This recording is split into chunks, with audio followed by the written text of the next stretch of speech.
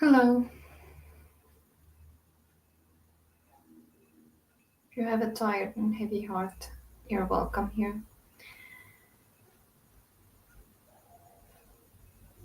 Hey, my name is Danal and I'm gonna read to you while you hold yourself a little tighter. We're reading Adventures of Huckleberry Finn by Mark Twain, Part 3.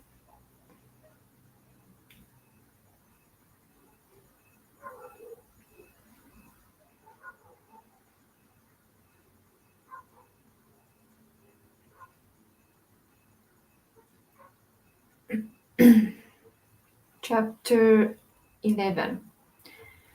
Come in, says the woman, and I did. She says, take a chair. I done it. She looked me all over with the little shiny eyes and says, what might be your name? Sarah Williams. Whereabouts do you live in this neighborhood? No, I'm Hookerville, 7 mile below. I've walked all the way, and I'm all tired out. Hungry too, I reckon. I'll find you something. No, Mom ain't hungry. I was so hungry I had to stop 2 miles below here at a farm. So I ain't hungry no more. It's what I make It's what makes me so late. My mother's down sick and out of money and everything, and I come to tell my Uncle Abner more. He lives at the upper end of the town, she says. I ain't ever been here before. Do you know him? No, but I don't know everybody yet. I haven't lived here quite 2 weeks. It's a considerable ways to the upper end of the town. You better stay here all night. Take off your bonnet. No, I says. I'll rest a while, I reckon, and go on. I ain't afeard of the dark. She said she wouldn't let me go by myself, but her husband would be in by and by, maybe in an hour and a half, and send him along with me. Then she got to talking about her husband, and about her relations up the river, and her relations down the river, and about how much better off they used to was, and how they didn't know but they'd made a mistake coming to our town, instead of letting well alone, and so on, till I was afeard I had made a mistake coming to her to find out what was going on in the town. But by and by she dropped on to Pop and the murder, and then I was pretty willing to let her clatter right along. She told me about Tom Sawyer finding the $6,000, only she got it 10, and all about Pop and what a hard lot he was, and what a hard lot I was, and at last she got down to where I was murdered. I said, who done it? We've heard a considerable about these things going on down in Hookerville, but I don't know who 'twas that killed Huck Finn. Well, I reckon there's a right smart chance of people here that like to know who killed him. Some think old Finn done it himself. No, is that so? Most everybody thought it at first. He'll never know how nigh he come to getting lynched. But before night they changed around and judged it was done by a runaway man named Jim. Why he? I stopped. I reckon I better keep still. She run on and never noticed I had put in at all. The man ran off the very night Huck Finn was killed, so there's a reward out for him, $300. And there's a reward for old Finn too, $200. You see, he came to town the morning after the murder and told about it, and he was with them on a ferry boat hunt, and right away after he up and left. Before night they wanted to lynch him, but he was gone, you see.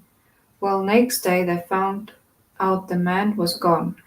They found out that he hadn't been since 10 o'clock the night the murder was done. So then they put it on him, you see. And while they was full of it, next day back comes old Finn and went boo-hooing to Judge Thatcher to get money to hunt for the man all over Illinois with. The judge gave him some, and that evening he got drunk. He was all he was around till after midnight with a couple of mighty hard-looking strangers, and then went off with them.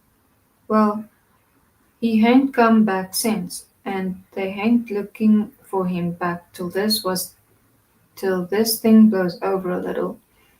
For people thinks now that he killed his boy and fixed things so folks would think robbers done it, and then he'd get Huck's money without having to bother a long time with a lawsuit. People do say he warn't any too good to do it. Oh, he's sly, I reckon. If he didn't come back for a year, he'll be all right. You can't prove anything on him, you know. Everything will be quieted down then, and he'll walk in Huck's money as easy as nothing. Yes, I reckon so. I don't see nothing in the way of it. Has everybody quit thinking the man done it? Oh no, not everybody. A good many thinks he done it. But they'll get the man pretty soon now, and maybe they can scare it out of him. Why are they after him yet? Well, you're innocent, ain't you? Does $300 lay around every day for people to pick up? Some folks think the man ain't far from here. I'm one of them, but I ain't it around.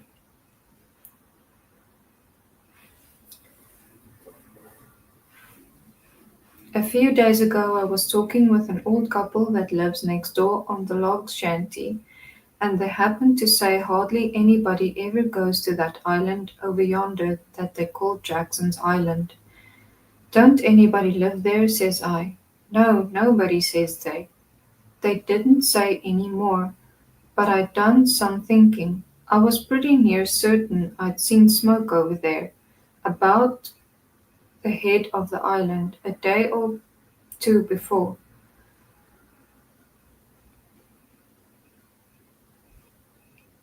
So I says to myself, like, as not to that man's hiding over there. Anyway, says I, it's worth the trouble to give a place a hunt. I hain't seen any smoke since, so I reckon maybe he's gone, if it was him. But husband's going over to see him and another man. He was gone up the river. He got back today, and I told him as soon as he got here 2 hours ago.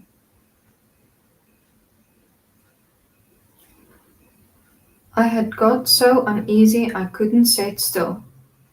I had to do something with my hands, so I took up a needle off the table and went to threading it. My hands shook, and I was making a bad job of it, when the woman stopped talking and I looked up, and she was looking at me pretty curious and smiling a little. I put down the needle and thread and let on to be interested, and I was too, and says, $300 is a power of money. I wish my mother could get it. Is your husband going over there tonight? Oh, yes. He went uptown with the man I was telling you of to get a boat and see if they could borrow another gun. They'll go over after midnight. Couldn't they see better if they was to wait till daytime? Yes. And couldn't the man see better too? After midnight he'll likely be asleep, and they can slip around through the woods and hunt up his campfire all the better for the dog if he's got one. I didn't think of that. The woman kept looking at me pretty curious, and I didn't feel a bit comfortable. Pretty soon she says,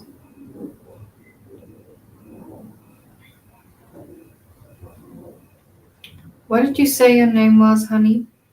Mary Williams.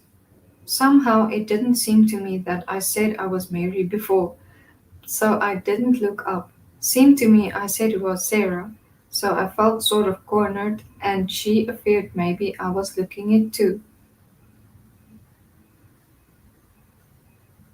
I wished the woman would say something more. The longer she sat still, the uneasier I was. But now she says, "Honey, I thought you said it was Sarah. Would you first when you first came in?" "Oh yes, I did. Sarah Mary Williams. Sarah is my first name. Some calls me Sarah, some calls me Mary." "Oh, that's the way of it." "Yes."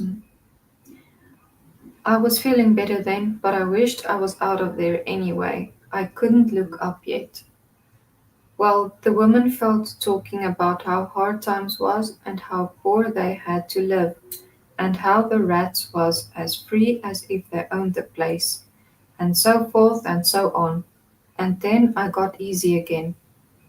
I was right about the rats. Oh, she was right about the rats.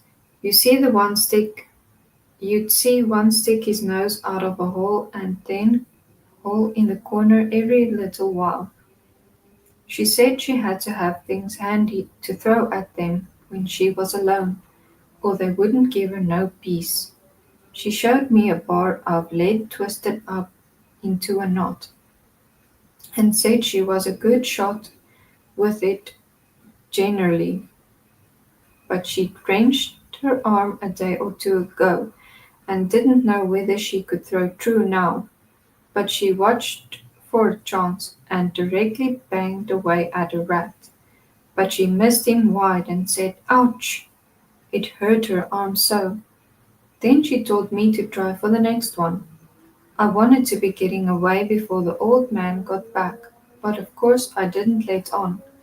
I got the thing, and the first rat that showed his nose I let drive, and if he'd stayed where he was he'd been a tolerable sick rat.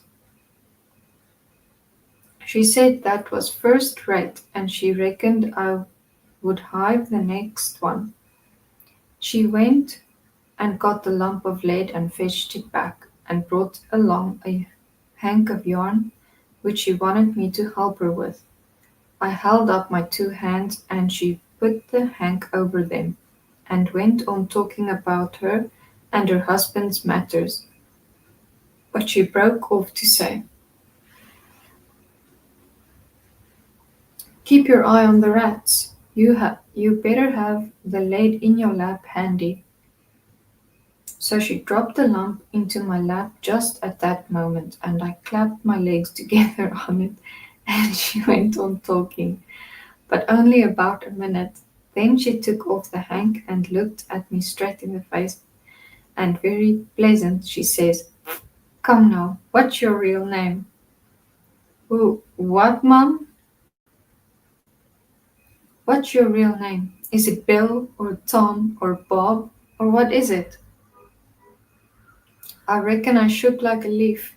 I didn't know hardly what to do, but I says, "Please don't poke fun at a poor girl like me, Mum. If I'm in the way here, I'll—" "No, you won't." She sat down, "and stay where you are.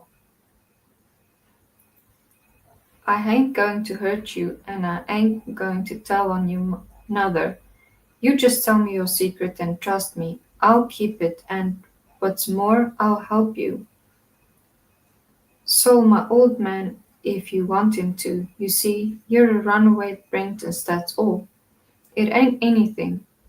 There ain't no harm in it. You've been treated bad and you made up your mind to cut. Bless you, child, I wouldn't tell on you. Tell me all about it now. There's a good boy."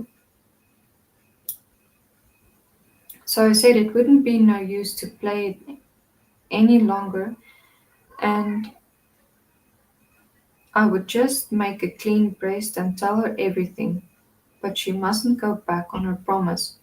Then I told her my father and mother was dead, and the law had bound me to a mean old farmer in the country 30 miles back from the river, and he treated me so bad I couldn't stand it no longer. He went away to be gone a couple of days, and so I took my chance and stole some of his daughter's old clothes and cleared out. And I had been 3 nights coming on 30 miles. I travelled nights and hid daytimes and slept, and the bag of bread and meat I carried from home lasted me all the way, and I had a plenty. I said I believed my Uncle Abner Moore would take care of me, and so that was why I struck out for this town of Goshen. Goshen, child, this ain't Goshen. This is St. Petersburg. Goshen's 10 miles further up the river. Who told you this was Goshen? Why, a man I met at daybreak this morning, just as I was going to turn into the woods for my regular sleep. He told me when the roads forked I must take the right hand, and 5 miles would fetch me to Goshen. He was drunk, I reckon. He told you just exactly wrong. Well, he did act like he was drunk, but it ain't no matter now. I got to moving along. I'll fetch Goshen before daylight. Hold on a minute. I'll put you up